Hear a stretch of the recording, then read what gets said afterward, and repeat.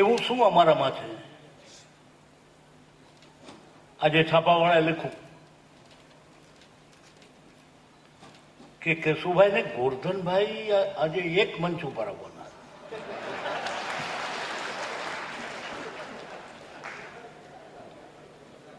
તો કેશુભાઈ ને ગોરધનભાઈ એક મંચ ઉપર ના આવી શકે? થોડા લાંબા સમયથી અમે એક સાથે મંચ ઉપર બીજી જગ્યાએ ગયા છીએ, પણ અહીં નથી આવ્યા.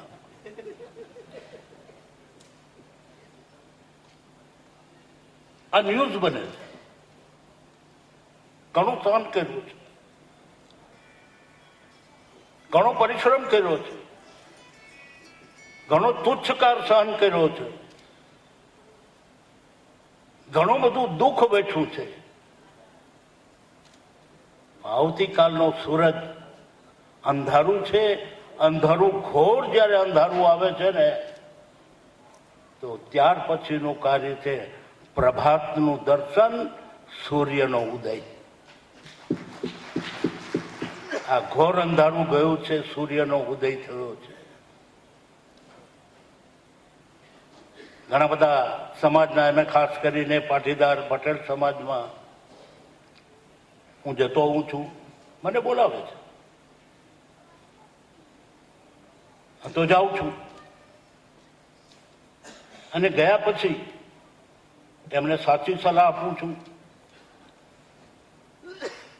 એક વાત મહત્વની છે, જ્યારે હું એમ કહું કે માણસ ભયભીત ન બને, તો કેટલાક લોકોને ધ્રુજારી આવી જાય છે. અરે ભાઈ, હું તો સલાહ આપું છું કે ભયભીત ન થાઓ. સમાજને કહું છું ડરથી દૂર રહ્યો. અને આજકાલ ટીવીની અંદર આવે છે, જોવો છો ને, એક વાક્ય. એ વાક્ય એ છે, બોલો જોઈ, ડર કે આગે જીત હૈ. વિજય જોઈએ છે ને? વિજય જોઈતો હોય તો ડરને કાઢવો પડશે. અને મને આનંદ એ વાતનો છે કે તમારા મનમાં મને અહીં બોલાવો એનો ડર નથી. એટલો તો ડર તમે કાઢી નાખો. અને એના માટે હું આગેવાનોને ખૂબ, વિક્રમભાઈને ને બધાને ખૂબ મારી ખુશી વ્યક્ત કરું છું. અરે ભાઈ, હું કઈ કઈને શું કહું છું? સત્યને ગમે એટલું ઢાંકવામાં આવે તો સત્ય ઢંકાયેલું રહેવાનું નથી. સત્ય ઉપર નાખેલો પડદો અંચળો નીકળી જ જવાનો છે.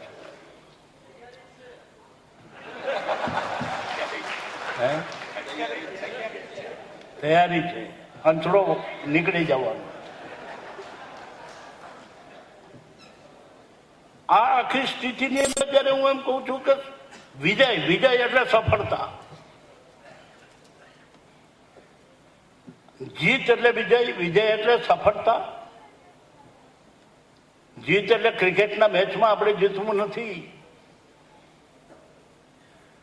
વિજય એટલે મોટો, લડાઈની અંદર વિજય મેળવવો નથી.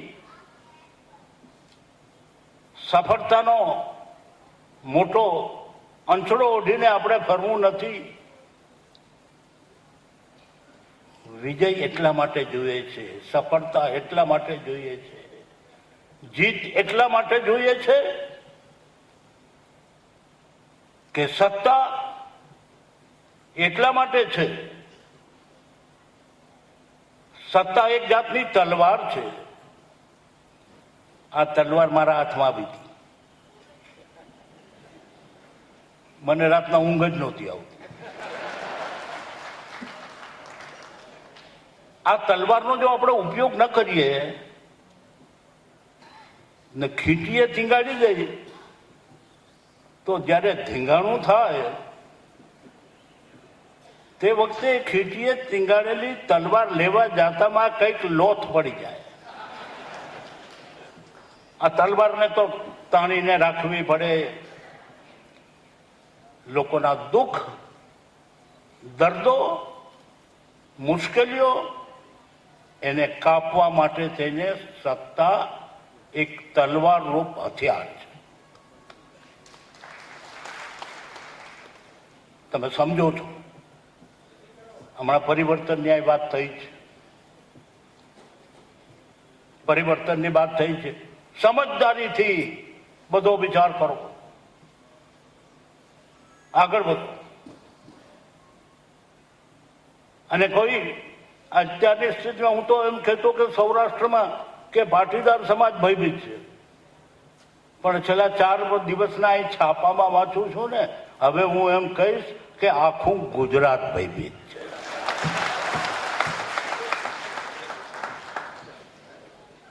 એટલા માટે આજનું છાપું ઉઘાડીને વાંચું. અત્યાર સુધી તો ટ્રેનની અંદર ડાકુ આવતા, ટ્રેનમાં ડાકુગીરી હતી, લૂંટ હતી ભૂતકાળમાં, પણ હવે તો અમદાવાદની બજારની અંદર ખુલ્લે આમ પેલી રિક્ષાઓ ચાલે છે ને, એમાં 4-5 લોકોનો ભરે, અને શટલ રિક્ષા એટલે કે શટલ. આજે ન વાંચ્યું એ વાંચી લેજો. આ શટલ રિક્ષાની અંદર આ ઠગ અને લૂંટારાઓ એ બેસી જાય, અને પેલી બહેનો બેસે ને એના હાથમાં જે ઘરેણું હોય, એના ગળામાં કંઈક પહેરવું હોય, થોડું એકાંત આવે ને. આજે જ છે એક પ્રૌઢાના હાથમાં બંગડીઓ હતી સોનાની, અને થોડું સોનું એની પાસે હતું, એને આંખ ઉપર ધુંબા માર્યા, ઘાયલ કરીને પેલું કાઢી લીધું, નીચે ઉતરી ગયો. હવે ક્યાં તમે સલામત છો? રિક્ષામાં, ટ્રેનમાં, બસમાં, ઘરે, નિશાળમાં? આ બધામાં ના. સલામતી જુદી બાબત છે. સલામતી માટે મથવું પડે છે. આજની સત્તાનો ઉપયોગ અમલીકરણ માટે નથી, પ્રચાર માટે.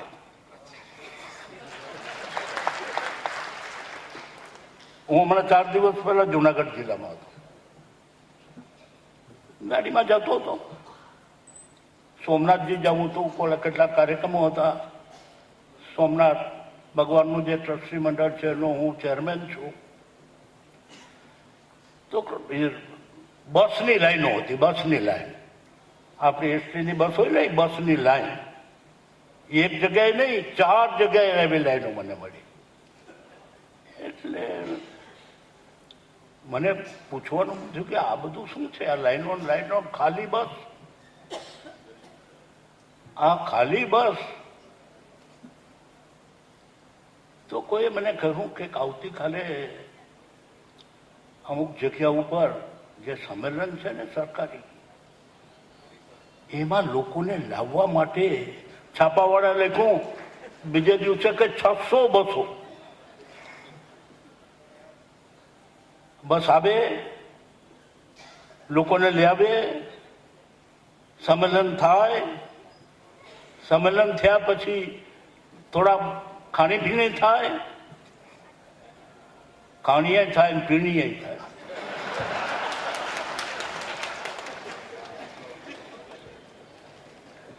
અને પછી બીજે દિવસે લઈ અને કોક તો વળી પાછા ફરવા લઈ જાય કે ચાલો સોમનાથજી, કે ચાલો દ્વારકાજી, ચાલો અંબાજી. અને ફરતા ફરતા 3 દિવસે પાછા આવે. ત્યાં સુધી આ એસટીની બસના કેટલી ટ્રીપો થાય એ બધી કેન્સલ. શું કામ? કારણ કે પેલા માણસોને ભેગા કરવા. કેટલા લાખ લોકો હેરાન થયા એક કાર્યક્રમની અંદર. કેટલા લાખ લોકો હેરાન થાય. કોઈને પ્રસૂતિ હોય, કોઈને હોસ્પિટલમાં જવું હોય, કોઈને ખાસ કામ હોય, કોઈને લગ્ન પ્રસંગ હોય, કોઈ ધંધાકીય પ્રસંગ હોય, કોઈ અનેકવિધ નાના મોટા કામો હોય. એ બધા જ એ વિદ્યાર્થીઓનું ભણવા જવાનું હોય, બધું બંધ. જડબે સલાહ. અરે ભાઈ, પ્રજાનો પ્રેમ જીતો. પ્રજાનો પ્રેમ મળે ને તો આવી બસથી લોકોને ઢસડીને ભેગા કરવા ન પડે.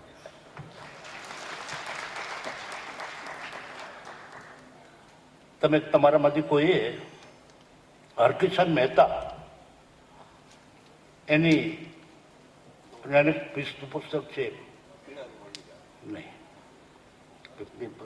જાણું છું, એક પુસ્તક છે અને એ પુસ્તક છે એ જમાનામાં ઠગ અને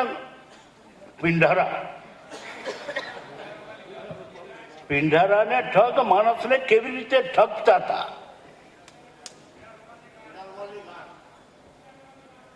એ પુસ્તકનું નામ ખરું કહ્યું વિક્રમભાઈએ કહ્યું, પીળા રૂમાલની ગાંઠ. ગળામાં પીળો રૂમાલ નાખી દે, ગાંઠ તો વારેલી હોય, ખાલીઓમાં પરોવી દે ગાંઠની અંદર, ખેંચી લે એટલે ટોટો દબાઈ જાય. આ જે ઠગો નીકળ્યા છે એક કા તીન,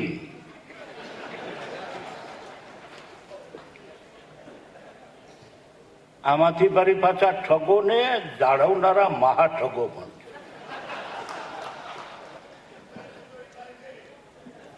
વિવિધ રીતના પૈસા વાળાથી માંડીને તમામ લોકો એમાંથી મહાઠગ નીકળે, એને રક્ષિત કરે.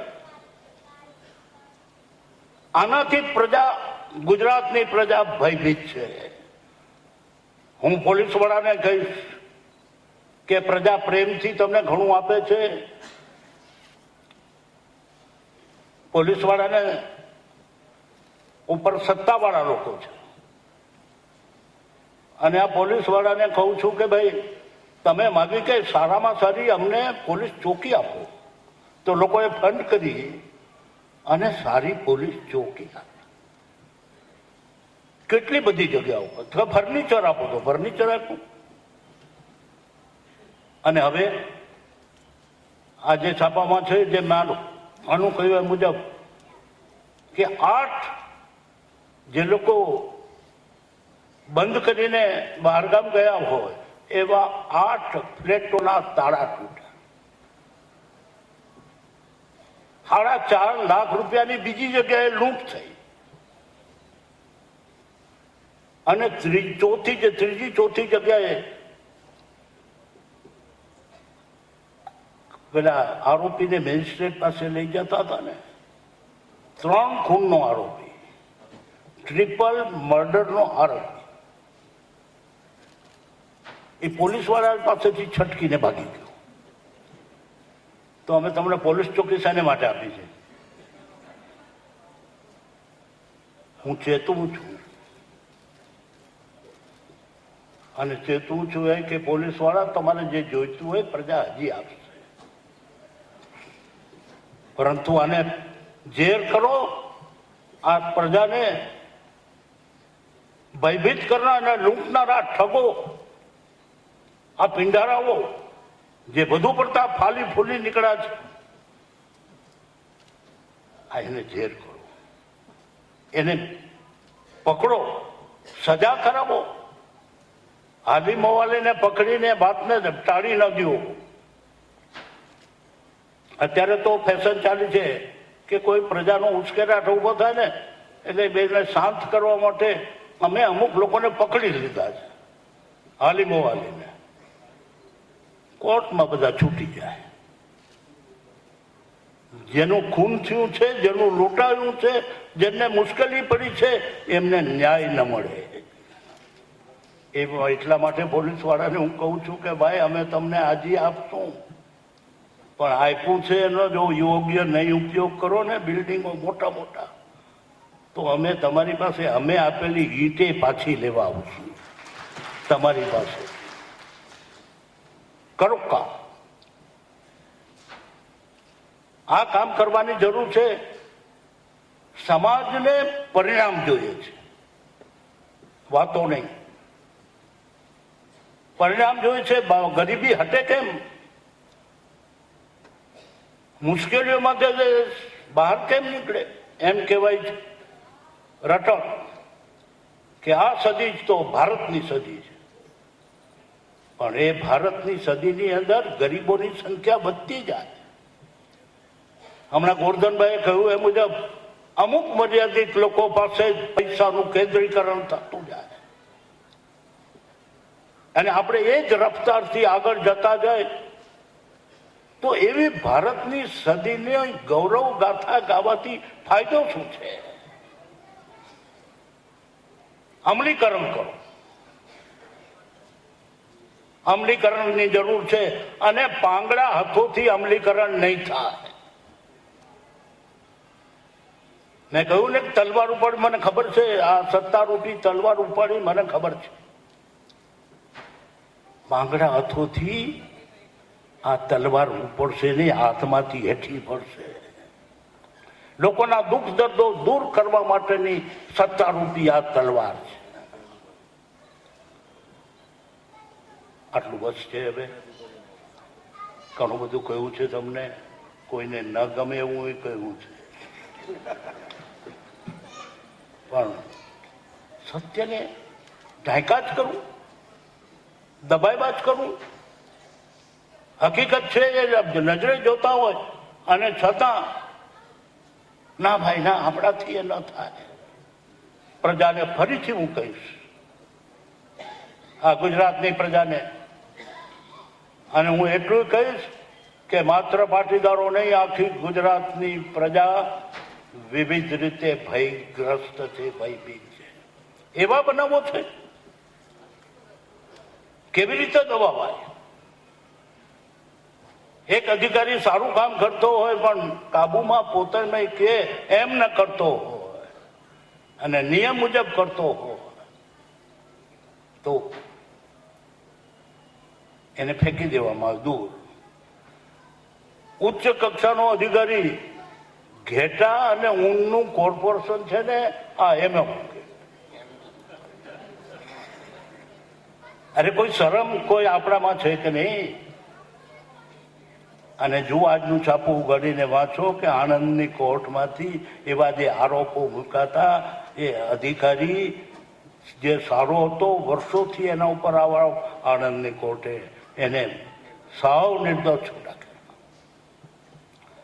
આઈએસ કે આઈપીએસ ને એવા 2-5 કિસ્સા બને એટલે પછી દબાતા ચાલે, બધા ભયભીત થાય.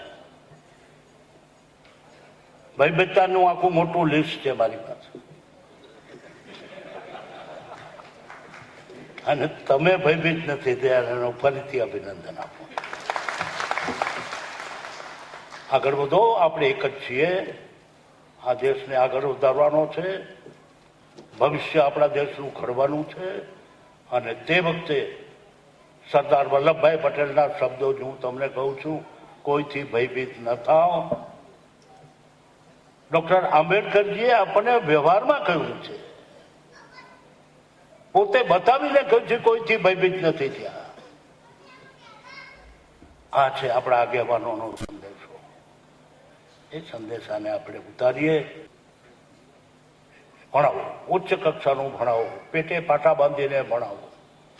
સરકાર લાભ ન આપતી હોય તો લડીને ભણાવો સરકારની સામે. વ્યવસ્થા એક બગડી ગયેલી હોય તો એ વ્યવસ્થાની સામે અવાજ ઉઠાવો. અને તમે જ્યારે એવી વ્યવસ્થાની સામે અવાજ ઉઠાવવા માટે આગળ વધશો તે વખતે અમે પાછળ નહીં હોય, તમારી સાથે આવીશું. આપ સૌનો ખૂબ ખૂબ આભાર. વંદે માતરમ. ભારત માતા કી જય. ડૉક્ટર આંબેડકરની જય. રોહિતદાસજીની જય. અને એટલું કહું કે આમ કહેવાયું કે એસા શાહુ રાજ મેં મિલે સબન કો અન્ન. કહ્યું એમણે 2 કિલો ચોખા, 2 કિલો ઘઉં, 2 રૂપિયા કિલો ઘઉં અને 3 રૂપિયા કિલો ચોખા મેં 1998માં આપ્યા. ના, આજે તો લોટ આપે છે પેલો ઈયળ વાળો. અને કેટલાક લોકો એમ માનતા હોય બધા એમાંથી મોટા માણસો. તો હું કબીર સાહેબનો દોહો તમને કહું. અને કબીર સાહેબે ઊંચા ભયા તો ક્યાં ભયા. બહુ મોટા કહે છે ને પોતાની જાતને, હું તો ઘણું આખું વિશ્વની અંદર બધું મારો ડંકો વાગે. ઊંચા ભયા તો ક્યાં ભયા, જૈસે તાળ ખજૂર. ખજૂરીનું ઝાડવું હોય ને એ ઊંચું ઊંચું હોય, તાળનું ઝાડવું હોય, નારિયેળનું ઝાડવું હોય, કેટલું બધું ઊંચું હોય. ઊંચા ભયા તો ક્યાં ભયા, જૈસે તાળ ખજૂર. પક્ષી કો છાયા ન મેળવાલા 4-6 પાંદડા હોય. આ ઘેઘુર વડલો હોય તો પક્ષીને છાંયો મળે, માણસને આશ્રય મળે, વિશ્રામ માટે બેસે લોકો. પક્ષી કો છાયા ન મળે, ફલ લગે અતિ દૂર. તમે પકડી શકો, નારિયેળ લઈ શકો? ન લેવાય. અને ઓલું આંબો હોય ને, આંબો નમે નમે, એમાં જયારે કેરી આવે તે વખતે આંબો નમે. તમારા હાથથી આંબાની કેરી ખાઈ શકાય. જે પોતાને આ ટાઈપના બળા માને છે ને એ તાળ ખજૂર જેવા છે. સૌનો આભાર. વંદે માતરમ.